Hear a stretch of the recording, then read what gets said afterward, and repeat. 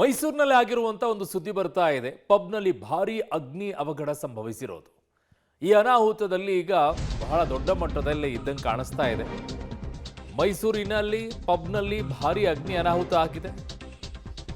Fox Den ಪಬ್ಗೆ ಬೆಂಕಿ ಬಿದ್ದು ಇಬ್ಬರು ಸಜೀವವಾಗಿ ದಹನಗೊಂಡಿದ್ದಾರಂತೆ. ಮೈಸೂರಿನ ದಟ್ಟಗಳ್ಳಿ 4ನೇ ಹಂತದ ಬಳಿ ನಡೆದಿರುವಂತಹ ಘಟನೆ ಇದು. ಇಬ್ಬರು ಸಾವನ್ನಪ್ಪಿದ್ದಾರೆ, 7 ಮಂದಿಗೆ ಗಾಯವಾಗಿದೆ ಅನ್ನುವಂತಹ ವರದಿ ಬರ್ತಾ ಇದೆ. ಸಾಹಿಲ್ ಮತ್ತು ಪ್ರಕಾಶ್ ಅನ್ನೋರಿಬ್ಬರು ಸಾವನ್ನಪ್ಪಿದ್ದಾರೆ. 15 ಜನರನ್ನ ಅಗ್ನಿಶಾಮಕ ದಳ ಸಿಬ್ಬಂದಿ ರಕ್ಷಣೆಯನ್ನ ಮಾಡಿದ್ದಾರೆ. ಮೈಸೂರಿನಲ್ಲಿ ಆಗಿರುವಂತಹ ಅನಾಹುತ ಇದು.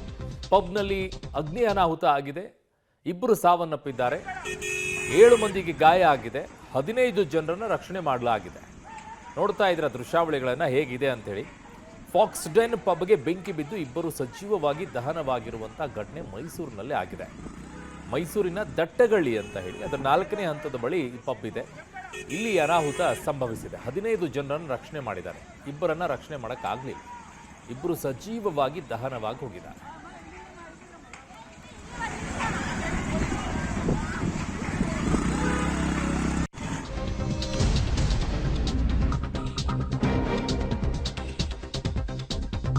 ಬೆಂಕಿ ಬೀಳ್ತಾ ಇದ್ದಂತೆ ಯುವತಿಯರು ಕೂಗಾಡಿದ್ದಾರೆ, ಅಲ್ಲಿಂದ ಕಾಲ್ ಕಿತ್ತಿದ್ದಾರೆ, ಜೀವ ಉಳಿಸಿಕೊಳ್ಳೋಕೆ ಜಿಗಿದಿದ್ದಾರೆ ಮೇಲಿಂದ. ಆಮೇಲೆ ಓಡಿದ್ದಾರೆ. ಫಾಕ್ಸ್ ಡೆನ್ ಪಬ್ನಿಂದಲೇ ಜಿಗಿದು ಜನ ಓಡಿದ್ದಾರೆ. ಏಣಿಗಳ ಸಹಾಯದಿಂದ ರಕ್ಷಣಾ ಕಾರ್ಯ ಕೂಡ ಮಾಡಲಾಗಿದೆ. ಬಹಳ ಎತ್ತರದ ಪ್ರದೇಶ ಆಗಿದ್ರೆ ಕಷ್ಟ ಆಗ್ತಾ ಇತ್ತು, ಆದರೂ ಕೂಡ ಜಂಪ್ ಮಾಡ್ತಾ ಇರುವಂತ ದೃಶ್ಯ ನೋಡಿ ಎಲ್ಲಿ. ಅಪ್ಪ, ಪರಿಸ್ಥಿತಿ ಇರುತ್ತೆ ಅಂತೇಳಿ ಇಂಥ ಅನೇಕ ಕಡೆಗಳಲ್ಲಿ ನೋಡಿದ್ದೀವಿ ನಾವು. ದೆಹಲಿ, ಬೆಂಗಳೂರಿನಲ್ಲೇ ಕಾಕ್ಸ್ ಡೌನು ಇವೆಲ್ಲ ಆಗಿರುವಂಥ ಅವಘಡಗಳು. ರಕ್ಷಣೆ ಮಾಡ್ಕೊಳ್ಳೋಕ್ಕೆ ಜಂಪ್ ಮಾಡಿದ್ದಾರೆ ಅತ್ಯಂತ ಮೇಲ್ಭಾಗಗಳಿಂದ. ಅವು ಬಹಳ ಕಷ್ಟ ಆಗಿತ್ತು. ಆವಾಗ 4th ಫ್ಲೋರ್ 5th ಫ್ಲೋರ್ ಇಲ್ಲಿಂದ ಎಲ್ಲ ಜಂಪ್ ಮಾಡಿದರು. ಇದು ಈ ದಿನ ಮಧ್ಯಾಹ್ನ 3:15 ಈ ಒಂದು ಕರೆ ಬರ್ತದೆ ನಮಗೆ. ಈ ಸಮಯದಲ್ಲಿ ತಕ್ಷಣ ನಾವು ಇಲ್ಲಿಗೆ ಬಂದು ನೋಡಿದಾಗ ಈ ಜಾಗದಲ್ಲಿ ಬೆಂಕಿ ತುಂಬ ವ್ಯಾಪಕವಾಗಿರುತ್ತೆ. ಇಲ್ಲಿದ್ದಂಥ ಕೆಲವು ಗ್ರಾಹಕರು ಮತ್ತು ಸಿಬ್ಬಂದಿ ವರ್ಗದವರು ಬೆಂಕಿಯಿಂದ ಸುರಕ್ಷಿತವಾಗಿ ಹೊರಗಡೆ ಬರಲಿಕ್ಕೆ ಸಹಾಯಕ್ಕಾಗಿ ಆ ತುದಿನಲ್ಲಿ ನಿಂತಿದ್ದರು. ತಕ್ಷಣ ನಾವು ನಮ್ಮ ವಾಹನಗಳಲ್ಲಿದ್ದಂತಹ ಒಂದು ಲ್ಯಾಡರ್ನ ಬಳಕೆ ಮಾಡಿ ಸುಮಾರು 15 ಜನನ್ನ ಸುರಕ್ಷಿತವಾಗಿ ಕೆಳಗಡೆ ರೆಸ್ಕ್ಯೂ ಮಾಡಿಕೊಂಡು ಅವ್ರನ್ನ ಆಸ್ಪತ್ರೆಗೆ ಕಳಿಸ್ಕೊಟ್ಟು. ಬೆಂಕಿ ತುಂಬ ಇತ್ತು. ನಾವು ಇಲ್ಲಿ ಫೈರ್ ಫೈಟಿಂಗ್ ಮುಗಿಸಿ ಯಾರಾದರೂ ಸಿಗಾಕೊಂಡಿದ್ದಾರಾ ಅಂತ ಸರ್ಚ್ ಮಾಡಬೇಕಾದ್ರೆ ಈ ಒಂದು ಮೂಲೆಯಲ್ಲಿ 2 ವ್ಯಕ್ತಿಗಳು ಮೃತಪಟ್ಟಿದ್ದರು. ಅವರನ್ನು ನಾವು ಹೊರಗಡೆ, ಗಾಯ ನಾವು ರೆಸ್ಕ್ಯೂ ಮಾಡಿದಾಗ ಅವ್ರಿಗೆ ಫ್ಲೇಮಿಂದ ಕೈ ಹತ್ರ ಸಣ್ಣ ಪುಟ್ಟ ಇಂಜುರೀಸ್ ಆಗಿದೆ. ಮೇಜರ್ ಇಂಜುರೀಸ್ ಇಲ್ಲ, ಮೈನರು. ಒಂದು 4-5 ಜನಕ್ಕೆ ಅವ್ರನ್ನೆಲ್ಲ ಹಾಸ್ಪಿಟಲ್ಗೆ ಶಿಫ್ಟ್ ಆಗಿದೆ. ಸೊ ಅಲ್ಲಿ ಈ ಥರ ಬೆಂಕಿ ಅವಘಡ ಆಗ್ತಾ ಇದ್ದಂತೆ ಫೋನ್ ಕರೆ ಇದೆ. ಇಮ್ಮಿಡಿಯೇಟ್ ಆಗಿ ಅಗ್ನಿಶಾಮಕ ದಳದವರು ಕೂಡ ಆಕ್ಟಿವ್ ಆಗಿದ್ದಾರೆ. ಇಮ್ಮಿಡಿಯೇಟ್ ಆಗಿ ಹೋಗಿ ರಕ್ಷಣಾ ಕಾರ್ಯಾಚರಣೆ ಮಾಡಿದ್ದಾರೆ. ಅದರ ಪರಿಣಾಮವಾಗಿ 15 ಜನರನ್ನ ರಕ್ಷಣೆ ಮಾಡಿದ್ದಾರೆ, 7 ಜನ ಗಾಯಗೊಂಡಿದ್ದಾರೆ. ಇಬ್ಬರನ್ನ ಉಳಿಸ್ಕೊಳ್ಳೋಕ್ಕೆ ಸಾಧ್ಯ ಆಗಲಿಲ್ಲ. ಯಾಕೆ ಬೆಂಕಿ ಅವಘಡ ಸಂಭವಿಸಿತು ಏನು ಅಂತ ಹೇಳಿ. ಗ್ಯಾಸ್ ಸೋರಿಕೆಯಿಂದ ಏನಾದರೂ ಆಯಿತಾ ಅಥವಾ ಶಾರ್ಟ್ ಸರ್ಕ್ಯೂಟ್ ಏನಾದರೂ ಆಯಿತಾ ನೋಡಬೇಕು ಏನಾಗಿದೆ ಇಲ್ಲಿ ಅಂತ ಹೇಳಿ. ಮೈಸೂರಿನ ರಿಂಗ್ ರಸ್ತೆಯಲ್ಲಿರುವಂತಹ ಲಿಕ್ಕರ್ ಗ್ಯಾರೇಜ್ನ ಮೇಲೆ ಇದ್ದಂತಹ ಪಬ್ ಅಂಡ್ ರೆಸ್ಟೋರೆಂಟಲ್ಲಿ ದೊಡ್ಡ ಮಟ್ಟದ ಅಗ್ನಿ ಅವಘಡ ಸಂಭವಿಸಿ ಒಟ್ಟು ಇಬ್ಬರು ಕೂಡ ಮೃತಪಟ್ಟಿದ್ದಾರೆ. ಈಗ ಸ್ಥಳಕ್ಕೆ DCP ಆಗಿರುವಂತಹ ಡಾಕ್ಟರ್ ಹರ್ಷಪ್ರಿಯ ಅವರು ಬಂದಿದ್ದಾರೆ. ಮೇಡಮ್, ಯಾವ ರೀತಿಯಾಗಿ ಇದು ಇನ್ಸಿಡೆಂಟ್ ಆಗಿದೆ ಅಂತಂದರೆ ಇದು ಶಾರ್ಟ್ ಸರ್ಕ್ಯೂಟ್ ಅಥವಾ ಗ್ಯಾಸ್? ಈಗ ಕನ್ಫರ್ಮ್ ಆಗಲಿಲ್ಲ. ಕನ್ಫರ್ಮ್ ಮಾಡಲಿಕ್ಕೆ ಪ್ರಾಪರ್ ರಿಪೋರ್ಟ್ಸ್ ಬೇಕು. ಬಟ್ ಮೇಲೆಯಿಂದ ಕಾಣ್ತಾ ಇದೆ ಶಾರ್ಟ್ ಸರ್ಕ್ಯೂಟ್ ಆಗಿರಬೇಕು ಇಲ್ಲಿ ಮೇಲೆ. ಮತ್ತು ಇಲ್ಲಿ ಆಲ್ ಫ್ಲೇಮೇಬಲ್ ಮಟೀರಿಯಲ್ಸ್ ಇತ್ತು, ಸೊ ಬೇಗ ಬೆಂಕಿ ಹಚ್ಚಿತ್ತು. ಅಲ್ಲಿ ಗ್ಯಾಸ್ ಏನೋ ಸಿಲಿಂಡರ್ ಬಲಸ್ಟ್ ಆಗಿಲ್ಲ? ಇಲ್ಲ ಇಲ್ಲ ಇಲ್ಲ, ಸದ್ಯಕ್ಕೆ ಹಾಗೆ ಹಚ್ತಾ ಇದೆ, ಇನ್ನೂ ಕನ್ಫರ್ಮ್ ಮಾಡಬೇಕು. ಮೇಡಮ್, ಯಾಕೆ ಇಷ್ಟು ದೊಡ್ಡ ಪ್ರಮಾಣದಲ್ಲಿ ಬೆಂಕಿ? ಅಂದರೆ ಇಲ್ಲಿ ಬೇರೆ ಥರದ ಏನು ಆರ್ಟಿಕಲ್ಸ್ ಇತ್ತು? ವುಡ್ಡನ್ ಆರ್ಟಿಕಲ್ಸ್ ಇತ್ತು, ಎಲ್ಲ ಫರ್ನಿಚರ್ ಮತ್ತು ಕೆಳಗಡೆ ನೆಲ ಮೇಲೆ ಹುಳ ಟೈಪ್ಸ್ ಆರ್ಟಿಕಲ್ಸ್ ಇತ್ತು. ಸೊ ಬೇಗ ಬೆಂಕಿ ಬಂದಿದೆ. ಈಗ 2 ಕನ್ಫರ್ಮ್ ಆಗಿದೆ, ಬಾಕಿ 7 ಜನ ಹಾಸ್ಪಿಟಲ್ನಲ್ಲಿ ಇದ್ದಾರೆ. ಇನ್ನು ಬಾಕಿ ಕನ್ಫರ್ಮ್ ಮಾಡಬೇಕು. ಎಷ್ಟು ಜನ ರೆಸ್ಕ್ಯೂ ಮಾಡಲಾಗಿದೆ? ಟೋಟಲ್ 15 ಮೆಂಬರ್ಸ್ ಇದ್ದರು. 15 ಮೆಂಬರ್ಸಿಗೆ ರೆಸ್ಕ್ಯೂ ಮಾಡಿದ್ದಾರೆ ನಮ್ಮ ಫೈರ್ ಡಿಪಾರ್ಟ್ಮೆಂಟ್.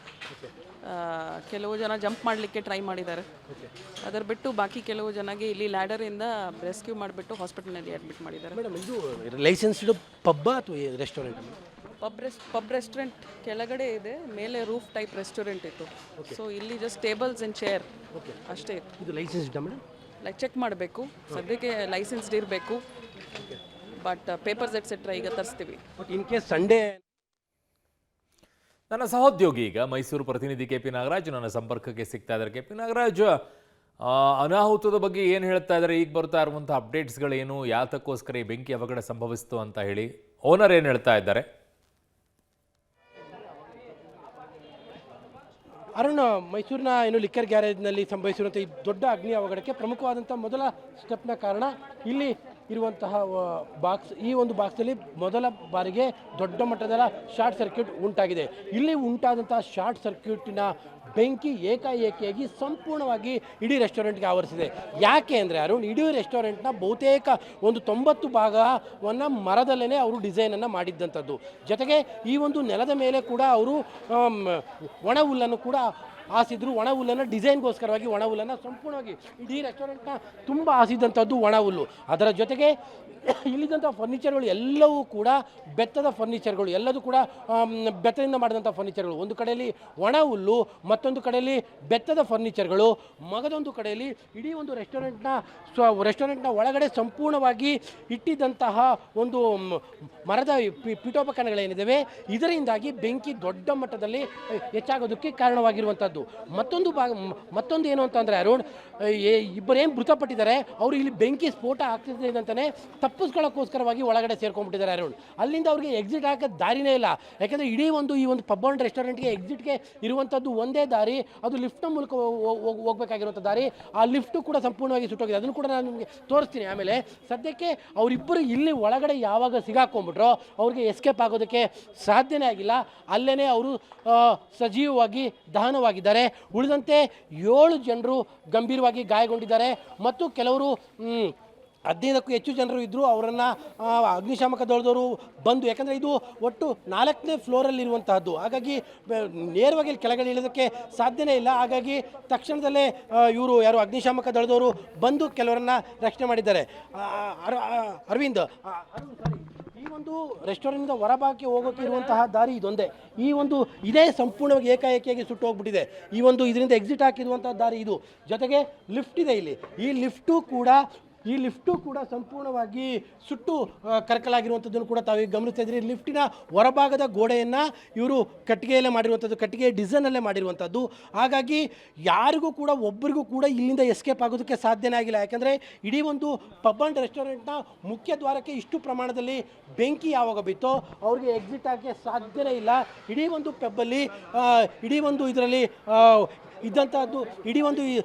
ಇದ್ದಂತಹದ್ದು ಒಂದು ಕಡೆಯಲ್ಲಿ ಹುಲ್ಲು, ಮತ್ತೊಂದು ಕಡೆಯಲ್ಲಿ ಈ ಥರದ ಒಂದು ಮರದಿಂದ ಮಾಡಿರುವಂತಹ ಡಿಸೈನ್ಗಳು, ಇವೆಲ್ಲವೂ ಕೂಡ ಇದ್ದಂತಹ ಹಿನ್ನೆಲೆ ನಾವೀಗ ಆ ಕಡೆ ಭಾಗದಲ್ಲೂ ಕೂಡ ಗಮನಿಸ್ಬೋದು ಅರುಣ್. ಅಲ್ಲೂ ಕೂಡ ಮರದಲ್ಲೇ ಈ ಒಂದು ರೆಸ್ಟೋರೆಂಟ್ನ ಡಿಸೈನನ್ನು ಮಾಡಿದಂಥದ್ದು. ಅವೆಲ್ಲವೂ ಕೂಡ ಸುಟ್ಟಂತಹ ಪರಿಣಾಮವಾಗಿ ಇಷ್ಟು ಪ್ರಮಾಣದ ಬೆಂಕಿ ಏಕಾಏಕಿಯಾಗಿ ಆವರಿಸಿಕೊಂಡು ಇಬ್ಬರು ಸಜೀವವಾಗಿ ದಹನವಾಗಿ 7 ಜನರು ಗಂಭೀರವಾಗಿ ಗಾಯಗೊಂಡಿರುವಂಥದ್ದು. ಅರುಣ್, ಓಕೆ, ನಿಮ್ಮೆಲ್ಲ ಮಾಹಿತಿಗೆ ಧನ್ಯವಾದಗಳು.